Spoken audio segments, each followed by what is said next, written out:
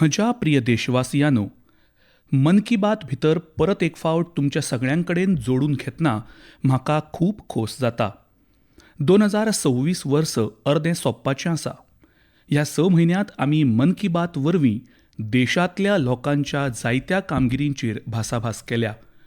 जून म्हयन्यांत लेगीत देशान कांय कामगिरी केल्या, जे वरवीं दरेका नागरिकाक अभिमान दिसतलो. ह्या यशांचो संबंद देशाचे सुरक्षेकडेन आनी आत्मनिर्भरतेकडेन आसा. हालींच कोलकातात नौसेनेच्या कार्यावळीक हाजीर रावपाची संद म्हाका मेळ्ळी. थंय INS दुनागिरी, INS संशोधक आनी INS अग्रय हांचो भारतीय नौदळांत आस्पाव जालो. ह्या बोटींची रचना आनी निर्मिती सगळेंच स्वदेशी आसा. इश्टानो, जून म्हयन्यांतच देशान विमान उड्डाण क्षेत्रांत व्हड यश मेळयलें. C-295 हें विमान मेड इन इंडिया आसा आनी C-295 विमानाचें पयलें उड्डाण पुराय जालां आनी अशीं 40 विमानां भारता भितरूच तयार करतात. हाका लागून MSME आनी एरोस्पेस क्षेत्राक नवें बळगें मेळपाक लागलां. रोजगाराची संद वाडत आसा आनी आत्मनिर्भर भारताचो संकल्प लेगीत बळिश्ट जायत आसा. ह्याच म्हयन्यांत DRDOन स्वदेशी long range land attack cruise मिसायलची लेगीत यशस्वी चांचणी केल्या. DRDOच्या प्रयोगशाळा आनी इंडियन इंडस्ट्रीज पार्टनर्स हांणी संयुक्तपणान तें तयार केलां. म्हळ्यार आयज आमचो भारत दर्यासावन मळबा मेरेन चड सुरक्षीत आनी आत्मनिर्भर जावपाक लागला. इश्टानो, जूनांत आनीक एक कार्यावळ जाली.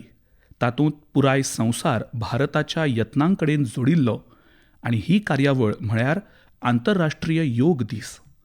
हे खेपे संवसारांतल्या 2500 परस चड सुवातींनी विंगड विंगड प्रकारचे योग कार्यक्रम जाले. आमच्या देशांतल्या कोट्यांनी लोकांनी वेगवेगळ्या सुवातींनी योग कार्यावळींत वांटो घेतिल्लो. ह्या म्हयन्यांत अहमदाबादांत जाल्ल्या संवसारीक योगासन चॅम्पियनशीप विशीं लेगीत खूब उलोवप जालें. हातूंत भारतान 114 पदकां जिखलीं, तातूंत 102 भांगरा पदकां आस्पावतात. ह्या चॅम्पियनशिपाच्या पदक वळेरेंत भारत पयलो आयलो. सगळ्या जैतवंत खेळगड्यांक हांव परबीं दितां. इश्टानो, खंयच्याय राष्ट्राचो आत्मा म्हळ्यार ताचे लोक, आनी त्या देशांतले लोक जेन्ना थाराव घेतात तेन्ना खंयचीच सत्ता तांकां आपल्या ध्येया सावन पयस करूंक शकना.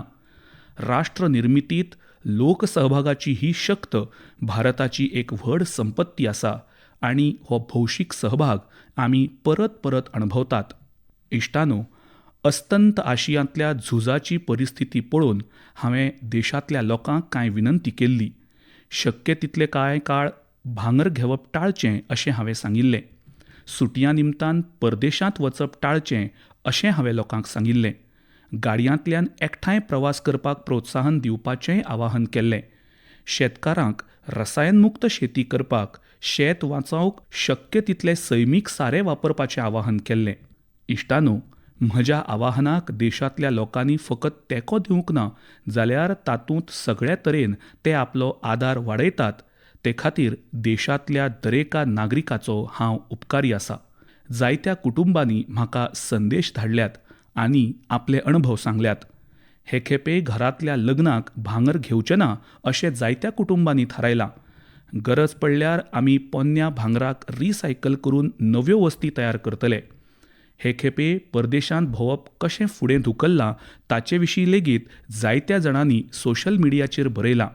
इश्टानो, कार पोलिंग करपा संबंदी लोकांनी आपले अणभव सांगल्यात. आदीं दर दिसा स्वताच्या वाहनांतल्यान एकेच वाटेन वचपी लोक आतां एकठांय वचपाक लागल्यात. लोक शक्य तितले बशी आनी मेट्रो वापरतात. हाका लागून पेट्रोल आनी डिझेलाची बचत जाता. तेच प्रमाण देशांतल्या वेगवेगळ्या वाठारांनी सैमीक साऱ्याचो वापर वाडिल्ल्याची म्हायती मेळटा. इश्टानो, आमी भारतीय लोक एकठांय येवन ह्या जागतीक संकश्टा आड झुजतात हाची म्हाका खोस आसा. भौशीक सहभागाची ही शक्त आमकां घटमूट आनी यशस्वी करतली असो विश्वास म्हाका आसा.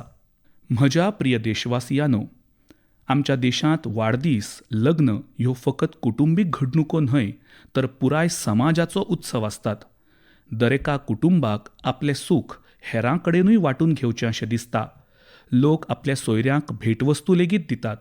इश्टानो, महाराष्ट्रांतल्या नांदेडांतल्या एका कुटुंबान आपली खोशी वांटपा खातीर अशें कितें तरी केलां जें चर्चेचो विशय जाला. पेटकर कुटुंब हांगा नांदेडच्या बहादुरपुरा गांवांत रावता. सूख वांटून घेवचेंच आसत जाल्यार अशी गजाल दिवची जी कठीण काळांत कुटुंबाक आदार दिवंक शकता अशें ह्या कुटुंबाक दिसलें. आपल्या घरांतल्या लग्ना निमतान ह्या कुटुंबान गांवांतल्या सुमार 3,500 लोकांच्या अपघात विम्याची वेवस्था केली. दरेकल्याक ₹1,00,000 विमो कवर दिलें. ह्या उपक्रमा फाटली भावना खूब मार्मीक आसा. अपघाता उपरांत कुटुंबाक अर्थीक अडचणीक तोंड दिवचें पडटा हें ह्या कुटुंबान पळयल्लें. अशा वेळार ल्हानशी मजत लेगीत व्हड आदार जाता. इश्टानो, देशांतल्या कोट्यांनी कुटुंबांक सरकार सुरक्षा कवच दिता. प्रधानमंत्री सुरक्षा बिमा येवजणे खाला फकत ₹20 वर्सुकी प्रिमियम म्हळ्यार एका वर्सा खातीर फकत ₹20 प्रिमियम दिल्यार ₹2,00,000 मेरेन अपघात विमो मेळटा. आतां मेरेन 58 कोटी परस चड लोक हे येवजणेंत सामील जाल्यात. तातूंत सुमार 28 कोटी आमच्यो आवयो, भयणी, धुवो, बायलो आसात. आतां मेरेनच्या हिशेबा प्रमाण बादीत कुटुंबांक हे येवजणेंतल्यान ₹3,700 कोटी परस चड मजत मेळ्ळ्या. इश्टानो, तेच तरेन प्रधानमंत्री जीवन ज्योती बिमा येवजण लेगीत तितलीच म्हत्वाची आसा. हे येवजणेंत मनशाक दुखद मरण आयल्यार ताच्या कुटुंबाक ₹2,00,000 विमो कव्हर मेळटा. ताचें वर्सुकी प्रिमियम फकत ₹436 आसा, म्हळ्यार दिसाक चडांत चड ₹1.5. आतां मेरेन 27 कोटी परस चड लोक हे येवजणेंत सामील जाल्यात. हाचे खाला देशांतल्या सुमार 11 लाख कुटुंबांक सुमार 22,000 कोटी रुपयांची मजत मेळ्ळ्या. हे आंकडे खूब व्हड आसात. ह्या आंकड्या फाटल्यान लाखांनी कुटुंबांच्यो आपापल्यो काणयो आसात. खंय तरी एका आवयक भुरग्यांचें शिक्षण चालू दवरपाक आदार मेळ्ळो.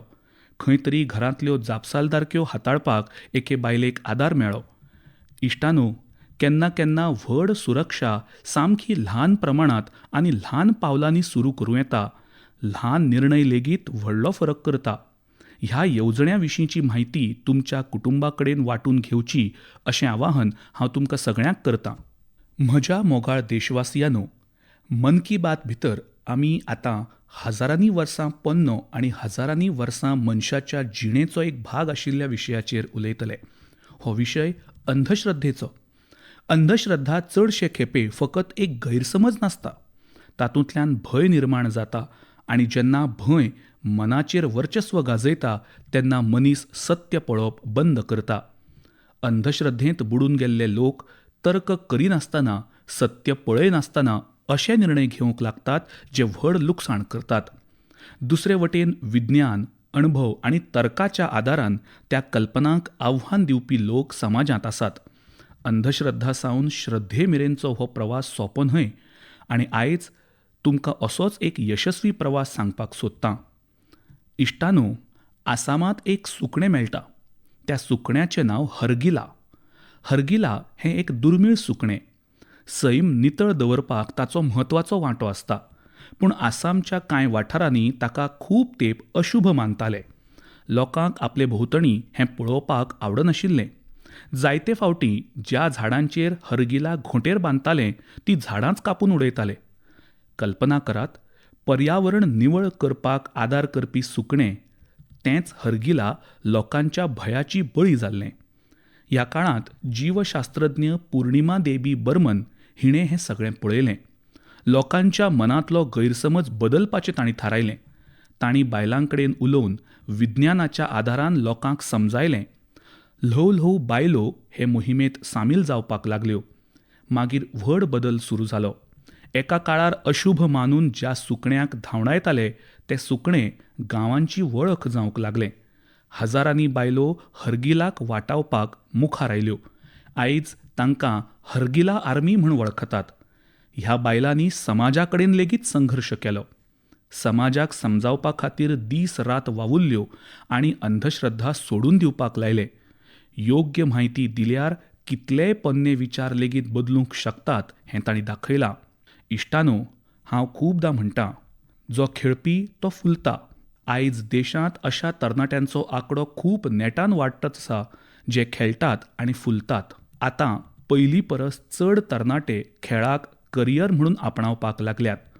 नागालँडच्या अशा 2 यत्नांची म्हायती म्हाका मेळ्ळ्या जी खूब मनोरंजक आसा. पयलो यत्न म्हळ्यार नागालँड बेबी लीग. नांव आयकून तुमकां नक्कीच दिसतलें की ही सामकी ल्हान भुरग्यां खातीरची सादारण लीग आसतली, पूण अशें ना.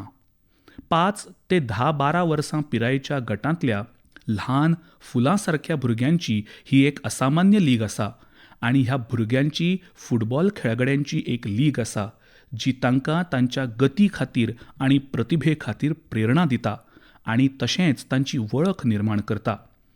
नागालँडच्या अधिकाधिक भुरग्यांक फुटबॉल कडेन जोडपा सावन हाची सुरवात जाली. 5 ते 12 वर्सां पिरायेच्या चले चलयांक तातूंत वांटो घेवंक मेळटा. ह्या लीगची आतां 3 वर्सां पुराय जाल्यांत. ह्या लिगाचो भुरग्यांच्या मनाचेर लेगीत खूब बरो परिणाम जाला. इश्टानो, नागालँडांत आनीक एक बरो यत्न सुरू आसा. ताचें नांव नागालँड विमेन फुटसाल लीग.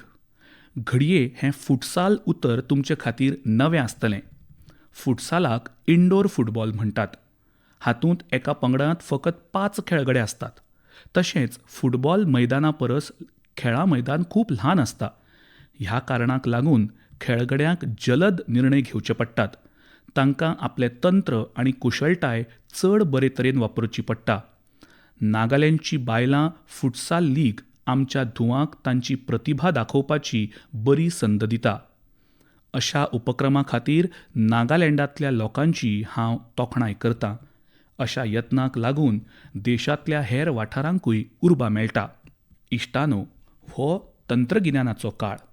दर दिसा नवें संशोधन चालू आसता. नवी AI नवनिर्माणां मुखार येवपाक लागल्यात.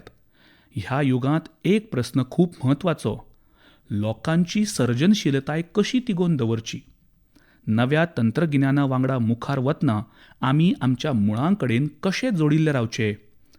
नालंदा विद्यापीठान ह्या प्रस्नांचेर उपाय सोदून काडला. आमचें हजारांनी वर्सां पोन्नें नालंदा विद्यापीठ आतां भारताच्या भाग्याक नव्या अवतारांत आकार दिता. 2 वर्सां आदीं म्हाका नालंदा विद्यापीठाच्या नव्या कॅम्पसाचें उक्तावण करपाची संद मेळ्ळी. नालंदा विद्यापीठान आमच्या पुर्विल्ल्या विद्वत्ता परंपरेचो कायाकल्प केला. शास्त्रार्थ हें फकत आपलो मुद्दो उक्तावपाचें माध्यम न्हय. ही वादविवाद, संवाद आनी विचार मंथनाची शिस्तबद्ध प्रक्रिया आसा. हातूंत तर्कशास्त्र आनी तथ्यां वरवीं आपले विचार मांडप खूब म्हत्वाचें आनी तातूंतली तज्ञताय तुमचे कडेन आसूंक जाय. तशेंच ह्या अभ्यास प्रक्रियेंतल्यान आमी धीर धरून आयकुपाक आनी दुसऱ्याचे विचार समजून घेवपाक शिकतात. नालंदा विद्यापीठान हो दिक्षांत समारंभाचो एक भाग केलो म्हूण म्हाका खोस जाता. तातूंत वांटो घेवपी सुमार अर्दे विद्यार्थी हेर देशांतल्यान आयिल्ले. एक पुर्विल्ली परंपरा आयच्या काळा कडेन जोडपाचो हो यत्न खूब तोखणायेचो आसा. हाचे खातीर नालंदा विद्यापीठाक हांव खूब परबीं दितां. देशांतल्या हेर विद्यापीठांनी लेगीत अशा उपक्रमांचेर विचार करपाक हांव आवाहन करतलों. इश्टानो, तरणाट्यांनी मुळां कडेन जोडून रावन नव्या तंत्रगिन्यानाची तयारी करपाचो आनीक एक बरो यत्न सुरू आसा. दिल्लींतल्या केंद्रीय संस्कृत विद्यापीठांत आर्टिफिशियल इंटेलिजन्स आनी डेटा सायन्सांत BTech प्रोग्राम सुरू जावपाचे आसात. आधुनीक तंत्रगिन्यानाक भारताच्या पारंपरीक गिन्याना कडेन जोडपाचे दिकेन हें एक म्हत्वाचें पावल आसा. हाका लागून भारतीय भाशां खातीर नवी AI साधनां तयार करपाक मदत जातली. आमचे पुर्विल्ले ग्रंथ आनी हातबरपां डिजिटल रुपांत सांबाळपाच्या वावराकूय नवी गती मेळटली. ह्या वावरा खातीर केंद्रीय संस्कृत विद्यापीठाक हांव शुभेच्छा दितां. इश्टानो, आयज भारतीय संस्कृताय संवसारांतल्या वेगवेगळ्या वाठारांनी पावपाक लागल्या. संवसारभरांतले लोक आमची गितां, संगीत आनी अध्यात्म जाणून घेतात आनी आपणायतात. भारतासावन हजारांनी किलोमीटर अंतराचेर कॅरिबियन दर्यांत डॉमिनिकन रिपब्लीक नांवाचो देश आसा. थंय भारतीयांची संख्या सुमार 100 वा घडये ताचे परसूय उणी आसुंये. अशें आसून लेगीत थंय भारतीय संस्कृताय आनी अध्यात्मा कडेन संबंदीत एक बेस बरो यत्न सुरू आसा. स्पॅनिश भास उलोवपी कांय लोकांनी थंय एक पंगड तयार केला. ह्या पंगडाचें नांव ब्रह्मकमल डॉमिनिकाना. पंगडाचे वांगडी एकठांय वैदीक साहित्याचो अभ्यास करतात. तशेंच वैदीक मंत्रांचो उच्चार शिकपाक लागल्यात. हातूंत तांकां कसलेंच औपचारीक प्रशिक्षण मेळूंक ना, पूण ऑडियो रिकॉर्डिंग आयकून ते वैदीक मंत्रांचो योग्य उच्चार शिकले. आयज ते कितल्याशाच मंत्रांचो खूब बरे तरेन जप करतात. तातूंत पुरुष सूक्तम, श्री सूक्तम, श्री रुद्रम, दुर्गा सूक्तम, देवी महात्म्य हांचो आस्पाव जाता. भारता सावन इतले पयस आसून लेगीत आमची परंपरा शिकपाचो तांचो यत्न खूब प्रेरणादायी आसा. ब्रह्मकमल डॉमिनिकानाच्या सगळ्या वांगड्यांक तांच्या वावरा खातीर हांव शुभेच्छा दितां. संवसारभर भारतीय संस्कृताय लोकप्रिय करपा खातीर सेगीत यत्न करपी अशा सगळ्या लोकांची हांव पुराय मनान तोखणाय करतां. म्हज्या प्रिय देशवासियांनो, मेघालयाची वळख कुपांक लागून आसा आनी सोबीत दृश्यां खातीर ताची नामना आसा. मेघालयांत वचून आयिल्ल्या मनशाक थंयच्या लोकांच्या आपलेपणाची खूब काळ याद उरता. पूण मेघालयाचें आनीक एक खाशेलपण आसा जाचेर आयज तुमचे कडेन मन की बात वरवीं हांव चर्चा करपाक सोदतां. ती म्हळ्यार मेघालयाचो मुळावो रूट पूल. मार्ग ह्या अर्थान रूट न्हय, मुळां ह्या अर्थान. ह्या मुळांच्या पुलांची कथा खूब मनोरंजक आसा. हे पूल कांय दिसांत वा कांय वर्सांत तयार जायनात. हे तयार करपाक कितलींशींच दशकां लागतात. रबराच्या झाडांच्या मुळांक ल्हव ल्हव आकार दितात. ही मुळां उदकांतल्यान दुसरी कडेन व्हरतात. काळा प्रमाण तीच मुळां घटमूट पुलाचें रूप घेतात. ह्या पुलांचें आनीक एक खाशेलपण आसा. हे जिते पूल आसात. काळ वता तशे ते बळिश्ट जातात. मेघालयांतल्या लोकांची सर्जनशीलताय हातूंत दिसता. ताचे फाटल्यान वर्सांचो धीर आनी सैमाचो खोलायेन केल्लो आदर आसा. सैमाच्या सहकार्यान मनीस कितल्यो अद्भुत गजाली निर्माण करूंक शकता तें ह्या पुलांतल्यान दिसून येता. हें आमच्या देशाचें, ह्या धर्तरेचें दायज आसा. आतां भारतान मेघालयाच्या मुळाव्या पुलांचो युनेस्कोच्या संवसारीक दायज स्थळ वळेरेंत आस्पाव करपा खातीर अर्ज केला. इश्टांनो, हवामानांतल्या बदलाक लागून ह्या मुळांच्या पुलांक जायत्या आव्हानांक तोंड दिवचें पडटा. अशा वेळार मेघालयाच्या लोकांनी हें सैमीक दायज खूब बरे तरेन सांबाळपाची जापसालदारकी लेगीत खानार घेतल्या. आदीं अशा पुलांची संख्या सोदून काडप सोंपें नाशिल्लें. थळावे लोक स्वता त्यो मेजपाक लागले. हाचे उपरांत त्या पुलांची देखरेख करपाची जापसालदारकी समुदायांनी घेतली. आयज थळावे लोक 120 परस चड मुळां पूल सांबाळटात. कांय पंगड दर वर्सा ह्या पुलांची स्थिती तपासतात. भोंवतणचो वाठार घटमूट करपा खातीर कांय जाणांनी नर्सरी लेगीत तयार केल्या. अशे तरेन तांच्या संवर्धना खातीर एक पुराय पर्यावरण यंत्रणा तयार केल्या.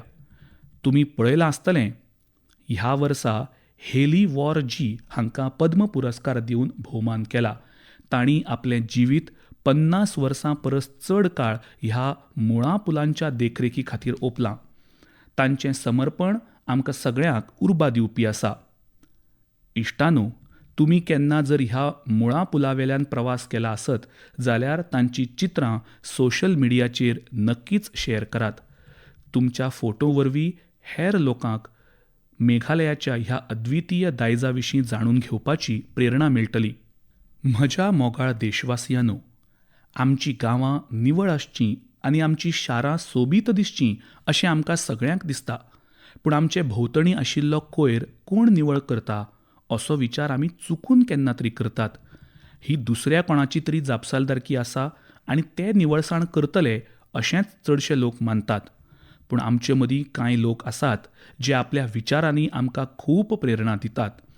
मध्य प्रदेशांतल्या राजगड जिल्ल्यांतल्या ब्यावरा वाठारांतल्या कांय भयणी विशीं जाणून घेवपाची संद मेळ्ळी. तांणी आपल्या भोंवतणी पातळिल्लो प्लास्टीक कोयर काडून उडोवपाचो संकल्प केलो. कोण तरी येवन बदल हाडटलो हाचे खातीर त्यो रावल्यो ना. तांणी स्वता शारांतल्यान प्लास्टीकचो कोयर आनी रित्यो बाटल्यो एकठांय केल्यो. ल्हव ल्हव हो यत्न फुडें सरलो आनी मागीर त्या प्लास्टिकाचें इको विटां मदीं रुपांतर जावपाक लागलें. आयज ह्या इको विटांचो उपेग भौशीक सुवाती सोबीत करपाक लागल्यात. फाटल्या कांय म्हयन्यांत राजगडांत शेंकड्यांनी किलो प्लास्टीक रिसायकल करून ताचो बरो उपेग केला. म्हळ्यार पयलीं शारांत प्रदुशण निर्माण करपी प्लास्टीक आयज ह्या भयणींच्या यत्नांनी शाराची सोबीतकाय वाडोवपाक योगदान दिता.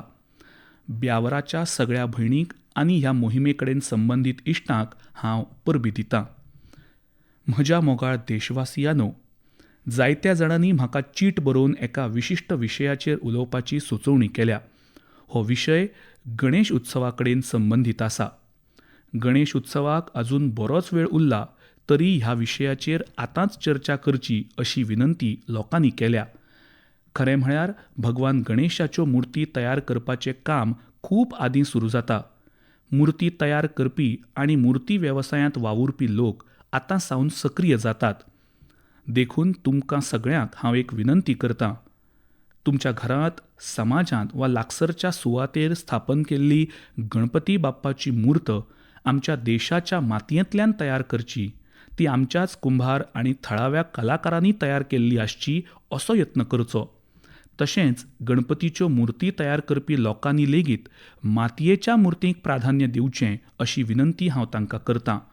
आनी मुर्ती विकते घेवप्यांनी लेगीत गणपती बाप्पाची मूर्त खंयच्यान तयार जाता, खंयच्या देशांत तयार जाता तें तपासचें. प्लास्टर ऑफ पॅरीस पासून तयार केल्ली मुर्ती विकती घेवची न्हय. इश्टानो, मातयेच्यो मुर्ती पुजे उपरांत सैमीक रितीन उदकांत विरघळटात. हाका लागून आमच्यो न्हंयो, तळयो आनी पर्यावरणाची राखण जाता. आमची श्रद्धा अखंड उरता आनी सैमा कडेन आशिल्ली आमची जापसालदारकी लेगीत पुराय जाता. थळाव्या कारागिरां कडल्यान मुर्ती घेतात तेन्ना आमी व्होकल फॉर लोकल जावपाचो संकल्प घटमूट करतात. हे खेपे गणेश उत्सवांत तशेंच हेर प्रत्येक उत्सवांत आमी अशा सगळ्या गजालींचेर गंभीरतायेन विचार नक्कीच करतले आनी देशाच्या हिता खातीर लेगीत पावलां उबारतले अशें म्हाका दिसता. इश्टानो, आमच्या देशाची सगळ्यांत व्हडली तांक म्हळ्यार आमच्या देशांतले लोक. देशांतल्या वेगवेगळ्या वाठारांनी जावपी ल्हान व्हड यत्न आमकां खूब कितें शिकयतात. समाजाच्या मनांत आनी आदारांत निश्चय आसता तेन्ना खंयचोय व्हडलो बदल घडोवन हाडूंक मेळटा हें ह्या यत्नांतल्यान दिसून येता. तुमच्या भोंवतणी घडपी अशा यत्नां विशीं तुमी म्हाका बरयत रावपाक जाय. तुमचे विचार आनी सुचोवण्यो धाडत रावात. घडये तुमच्या भोंवतणचो एखादो ल्हान उपक्रम पुराय देशाक प्रेरणा जावंये. फुडल्या म्हयन्यांत आमी परत मेळटले. देशांतल्या लोकांच्या कांय नव्या यत्नांचेर चर्चा करतले. तो मेरेन स्वताची आनी कुटुंबाची जतनाय घेयात. आनी हय, उदकाचो सांबाळ तर करपाचोच आसा. पावसाच्या उदकाचो दरेक थेंब आमी वाटावपाक जाय. कॅच द रेन ही मोहीम मात्तूय शिथील जावंक दिवं नाकात. तर म्हजी खाशेली विनंती म्हळ्यार पावसाच्या उदकाचो दरेक थेंब आमी सगळे मेळून वाटावया. खूब खूब धन्यवाद. नमस्कार.